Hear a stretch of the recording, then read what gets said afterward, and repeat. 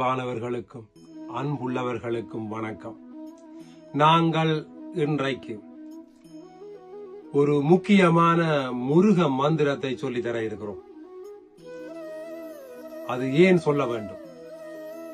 உங்களுக்கு தலைவலி தாராக்கள் அவையெல்லாம் இருப்பினும் அவை எல்லாரையும் முருகன் தலதெறிக்க ஊட விடுவான். நீங்கள் சந்தோஷமாக இருக்கலாம் இந்த மந்திரத்தை சொல்றதன் மூலம். எங்கள் வெற்றி வடிவேலன் உங்களோடு இருப்பான். முடிந்தால் வேலாயுதத்தை பிடித்துக் கொள்ளுங்கள். எப்பொழுதும் காப்பானாக இருப்பான். இந்த மந்திரம் என்னவென்றால், ஆறுமுகன் அருளிடும் அனுதினமும் ஏறுமுகம். ஆறுமுகன் அருளிடும் அனுதினமும் ஏறுமுகம்.